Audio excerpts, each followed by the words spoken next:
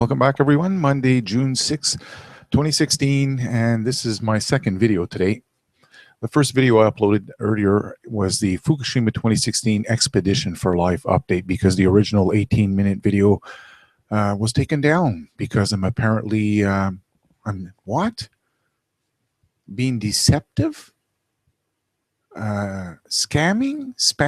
I can't believe the reasons YouTube is trying to knock me down.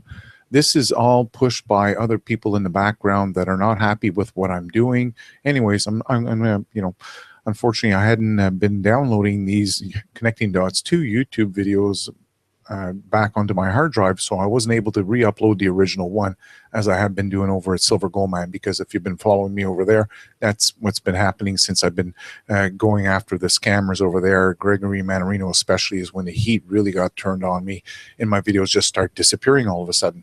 So I started back downloading all my videos thereafter, and they stopped. So it looks like I'll have to do the same thing here, but again, I'm making this video, the specific one about the Laguna, because of the comments. I mean, I don't care. You folks can give me lots of thumbs down, which is, by the way, the same thing that's taken place in this Fukushima 2016 Expedition for Life update. The video is fresh. It's only 4 hours old. There's unbelievable amount of thumbs down. I don't care. I'm not here for your approval, and essentially I'm making this video to wisen you folks up again that are stuck on this BS. So 2 points I want to make here.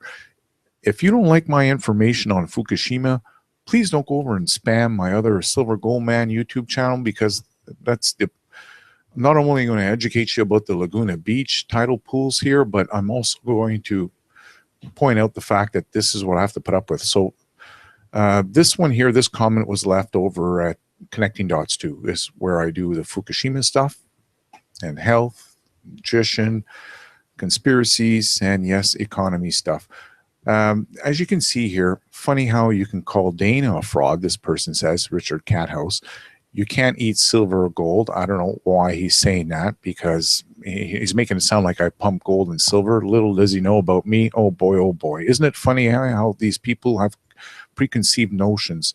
Anyways, he has been unhinged lately. He's speaking about Dana. He's been unhinged lately. That'll come out of taking high rad levels.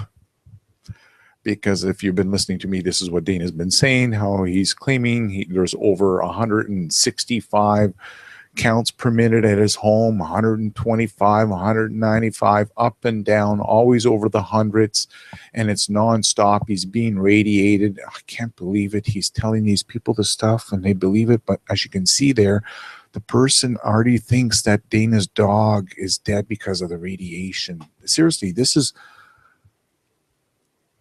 And I know if you're a normal person, you're laughing right now and you're saying, this is nonsense. I know, okay? I already know that, okay? But you have to understand there's people here that don't live near the ocean and they're easily fooled. So let's move on. Obviously, the radiation didn't kill his dog, or else we'd have a whole bunch of dogs already dead in that town of his, because, how long has radiation been spewing out of Fukushima hitting his town? Yeah, exactly. So... this is the part that I don't like, is when they come over to my other Silver Goldman YouTube channel and they start the same bullshit all over again. So, thankfully, as you can see up here, these comments have been hit by YouTube's censor. I don't know how they do it, but they figured out it must have been spam. So they want me to approve every single one of them. Fat chance. Listen to what this person says. You are a con artist. You paid for troll.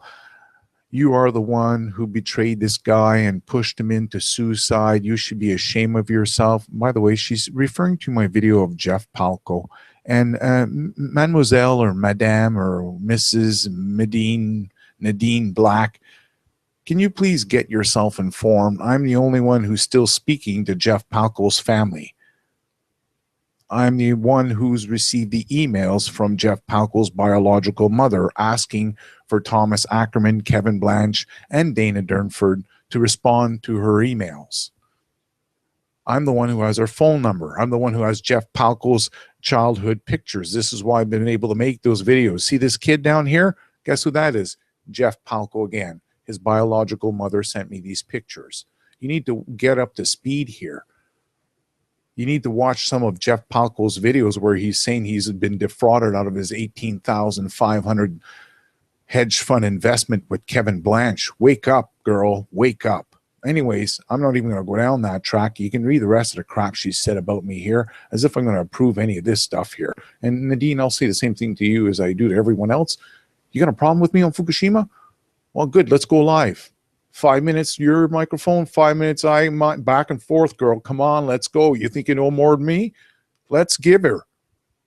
I don't want to sit here and call you this and call you that. I'm not into that. I want to debate. So again, here she says, you're the one who should be in jail for all your lies and disinformation. All Dana did was tell and show the truth of what's taking place in our biosphere, and tell the truth in an age of deceit in a revolutionary act. Yeah, okay.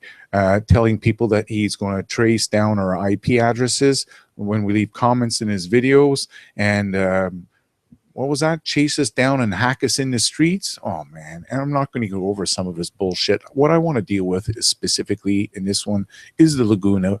And as you can see, she's already posted the links up here. So I've already got them lined up. And Nadine, well, of course, I'm not going to unblock you, girl. Get real. Send me an email at cd1connectingdots1 if you want to actually have a debate with me. Other than that, I'm not interested in you people that call me all these names. You got no backup proof. But watch out, because here we're going to have some more proof. Again, Nadine, you don't know what you're speaking of, okay?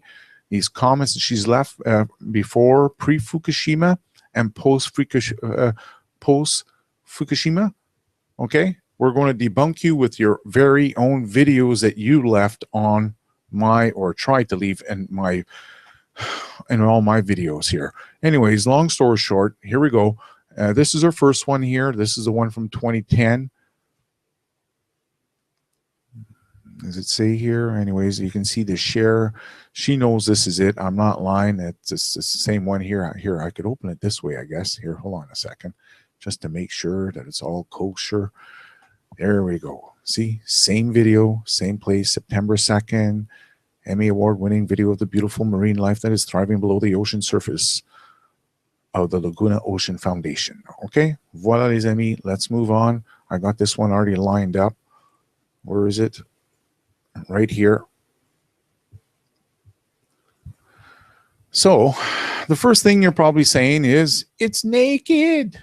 Well, no, it's not. Like I said, when you don't know what you're looking at, it looks like it's all dead. There's a whole bunch of clams here.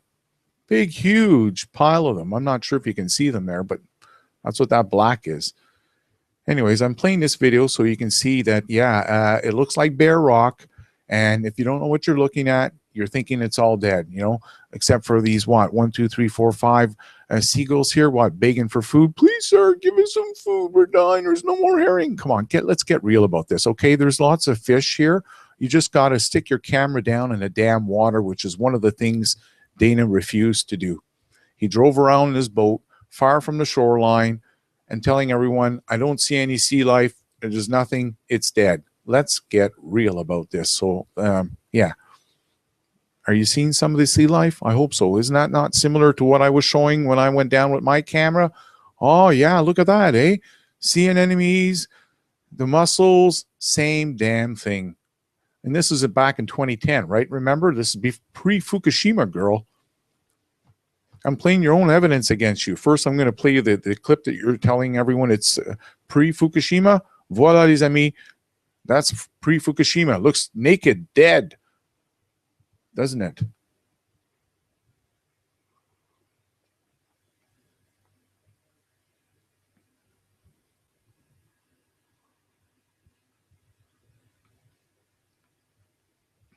Oh. And here's the whole thing. They didn't even tell you what was next to the sea star. Those are actually those, oh, geez, I forget the name of them again. Maybe watch my video. I actually named them gooseneck barnacles that were right next to the sea star.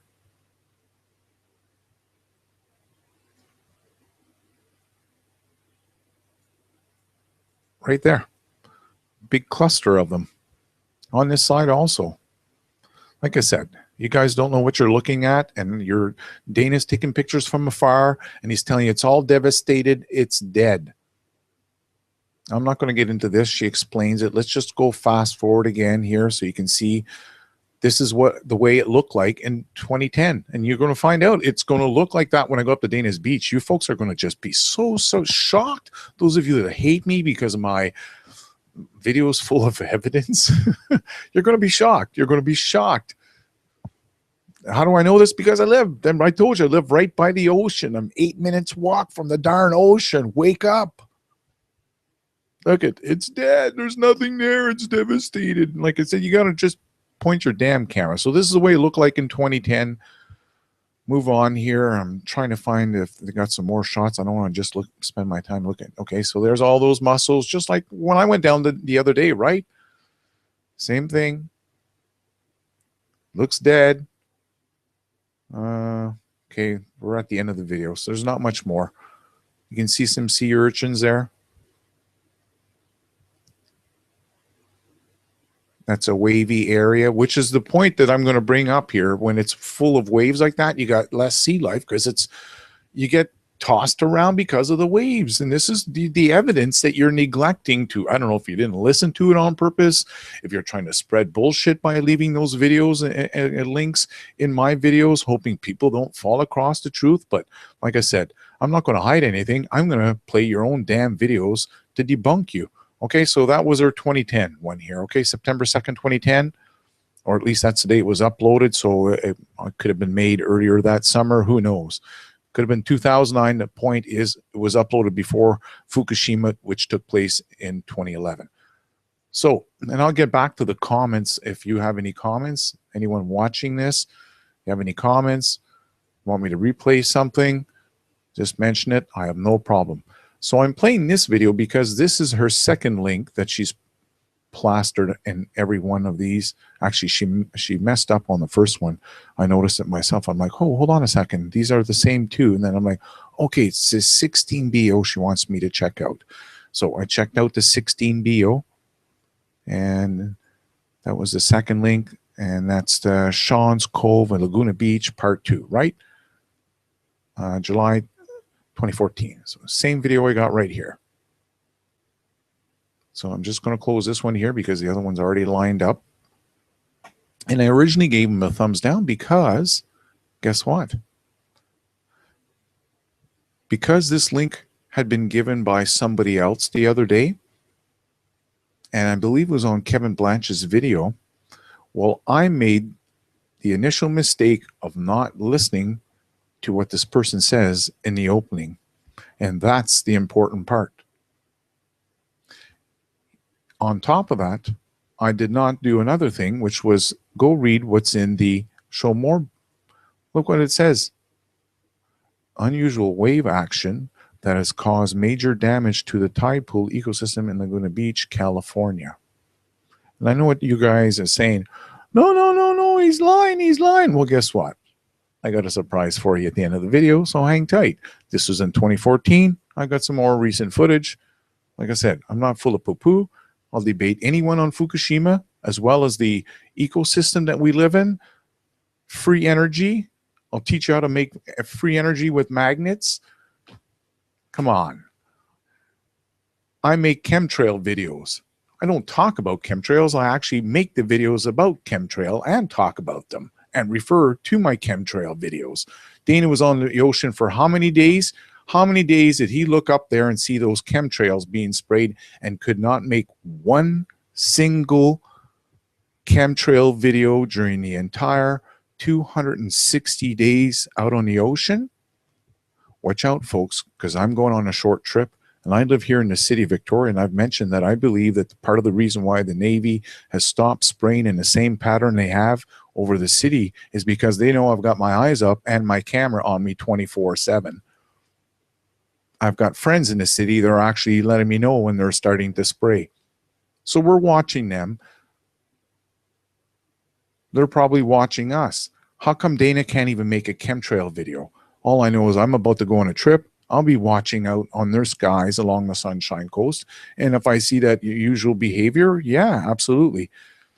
Okay, so in this video, the important point was to listen to the very beginning, and unfortunately, he's out there and it's windy and he doesn't have a sock over his microphone, and you're going to be, well, it's going to be hard to hear a little bit, but if you pay close attention, you'll hear the words, how he mentions the word, the unusual wave action, and he noticed that it began last Tuesday, and it was a series of days. I can't remember how many days, but and then you'll see how things got tossed around, and there's these clams that are all smashed all over the place.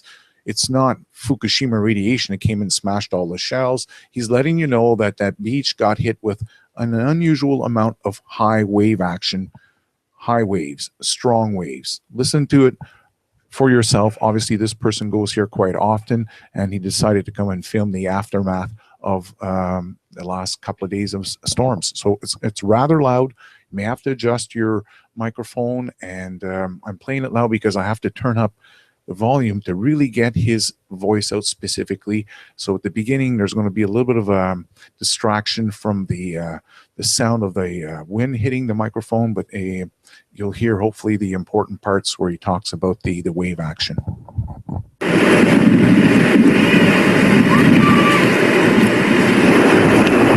Good morning again, it's Rich. Down here at the once famous tide pools in Shaw's Cove. I'm going to show you right now that it's been totally devastated by the waves that came in for the last however long it be. Well, the worst one was Tuesday that I saw, that completely swept the rocks clean of all life, marine life. Hopefully they're still alive and out in the ocean somewhere. And the shellfish are not in the ocean. The shellfish are nothing but broken shells laying all around the beach. Most of them, of course, been swept out into the water. There's still many pockets of broken shells. I showed you Crescent Bay. Hopefully go back over there when I get some light and get it again. So anyway, let me show you what's going on here. Okay. So I'm walking out here. These tide pools here used to have tens of thousands of black mussels and crabs and lobsters and every possible marine animal you can think of. There's still a few crabs around, but I see, oh, there's a couple of really small mussels I can see still down in the water there, but all the big ones, uh-oh.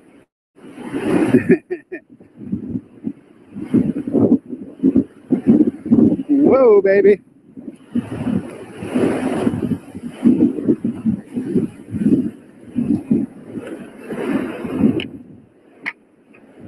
A little bit of high surf here, folks.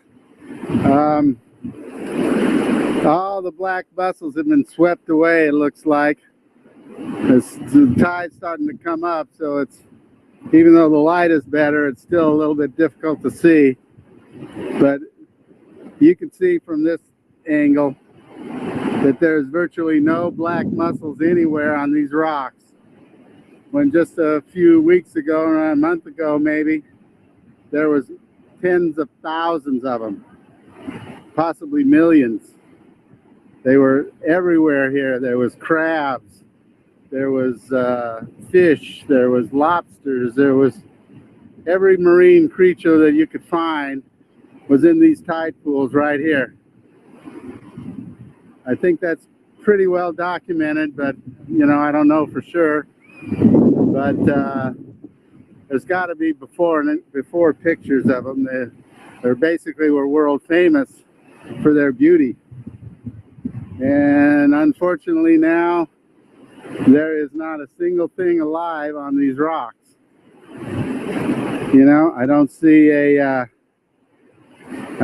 black mussel. I don't see a crab. I don't see I don't see anything. You see a couple of little, there was a couple of little pockets over here of the mussels. And right here, there's a few.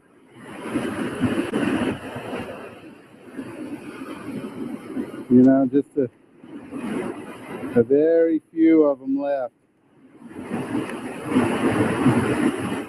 I'm not going to be able to get on focus on that, so that's the biggest one I've seen right there, and that's only about 1.5 inches. A couple of sea anemones, a couple of little bitty, you know, pockets of mussels, but who knows if they're going to survive. But all the big ones, everything that was big and live and beautiful looking, have all basically been swept away. Okay, so you heard him?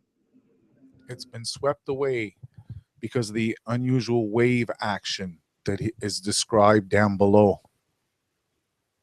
And he says at the very beginning of the video, it's too noisy. I don't even think I should play it again, honestly, but I think I should just in case they didn't get it. Good morning again, it's Rich.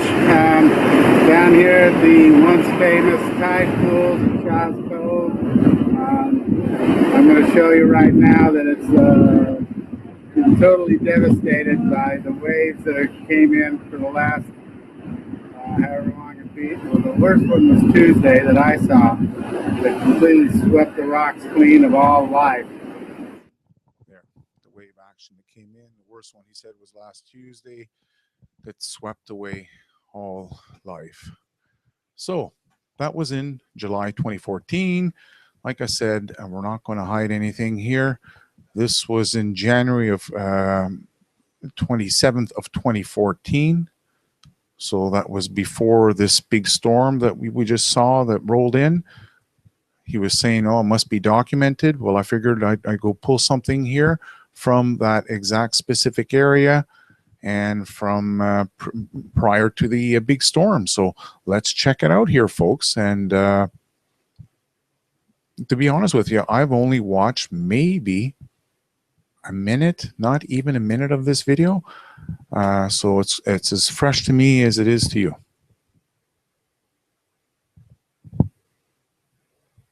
Okay, why is this not going here? Okay, why is that not going? Okay, I got some kind of freeze up took place there. I don't know what that was, but okay. So this is done with a GoPro, by the way. And this is what I'm trying to get my hands on. Unfortunately, I live on a small little island, and I can't find one of those clear plastic covers for my GoPro. So I'm going down on this trip, this expedition life, with not only one but two Geiger counters. I have an analog one that's worth roughly about $3,000, the same type that's used in a nuclear plant. I also have a digital one. It's called a SOAKS Eco Tester, and as well as my video camera. But I'm hoping to get a clear case for the GoPro, and I'll be able to pull out these types of images. So this is kind of like, if you're going to say that you're investigating the tidal pools, you have to at least have close-up images. You can't stand far away from the ocean, from the shoreline. Dana knows this, by the way. I just am explaining this to everyone who doesn't live near the ocean. You know, you have to, it's kind of like driving on the highway and seeing the forest over to you, 100 feet away from you. Well, not very often are you going to see all the wildernesses out in the forest all of a sudden on the edge of that forest. Well, it's kind of the same thing here. You got to go down and look for it. So let's see what it looked like back in January of 2014. Sea anemone. Oh, there's a fish there. Couple of more sea anemones. I don't know what the that plant is there on the walls. I don't know what it's called. Okay, another tidal pool. Okay, sea urchins. Okay, now I want to stop this for a moment, because those of you that watch Dana's videos, do you recall what Dana said the day he came across he stuck his GoPro on the camera, and he wasn't prepared for this one. He ran into a massive pocket, just like this, of sea urchin gathering. They're in the hundreds. Do you folks remember what he said when he replayed it on his live show? Oh, they're all gathering up to die. I see. These sea urchins got a cell phone or telepathy and they all call each other up. Yeah, right. Sad. So this is the point that I'm also going to make, is that everything that's below the water, it's much safer when you're out of that wave action. And unfortunately, when Dana did his tour, he picked a lot of spots where he knew there'd be a lot of wave action, a lot of this bare rock. This is something he really wanted to stress to everyone. Take some footage of bare rocks and let them all think there's no life there. And well, unfortunately, all you have to do is go down with your camera and you realize, hold on a second, there's a lot of life here. Like even that pink stuff growing there, that's a type of algae. I can't remember what it's called. Claire Stanhope knows all the darn names. I wish we had her here to narrate this whole story. But one thing's for sure, it'll be great coming back with some great footage right from Dana's shoreline here. And if I get a clear plastic cover for my GoPro, that'll be fabulous. So again here, this is the same beach. As you can see, all these different little areas. It looks naked, doesn't it? It's all dead. You know, so sad that he scammed people out of all of this. Okay, so we're going to stop that here. These people didn't ask to be in a video. And what I'm going to do is progress on to the next clip. And this one was uploaded August 4th, 2014. That's right. After that big storm came in. Listen to what he has to say.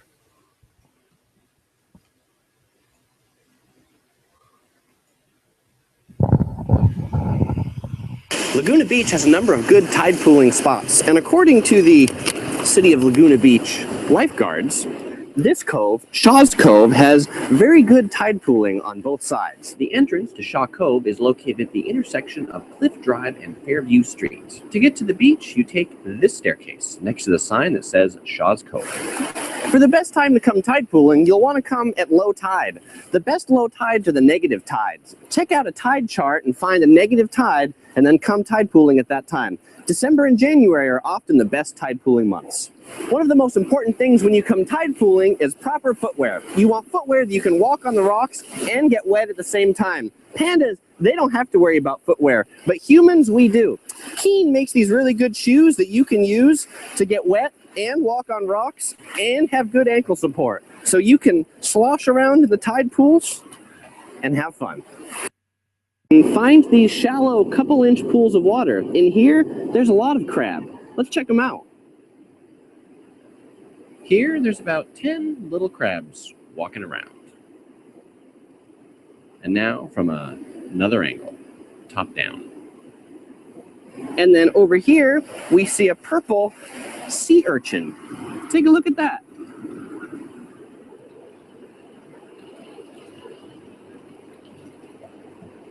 And next to that sea urchin was another big sea anemone.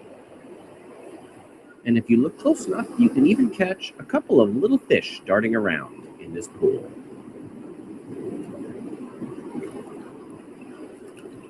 If you're lucky, you might even find a starfish. This one was from one of my previous tide pool adventures in Malibu.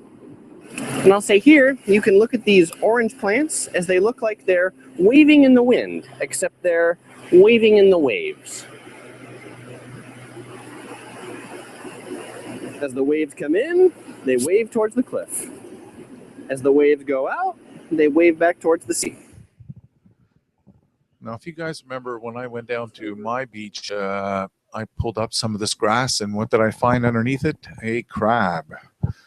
So yeah, it's all about where you're looking and where you're pointing the camera. And if you're going to keep the camera far away, everything's always going to look naked. No doubt about that. It's dead. It's devastated. Yeah, we've all heard that before. All right. So yeah, debunked. It looks naked, but it's not naked.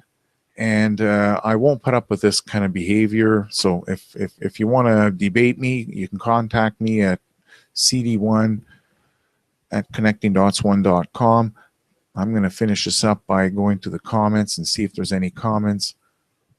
And other than that, well, folks, I'd like you to come take a look at this Fukushima Expedition for Life. If you'd like to help out, that'd be fabulous. We're going up to the Sunshine Coast, where Dana began this 200-day or 9-day 200-kilometer trek. And doesn't look like there's any comments. Okay, here we go.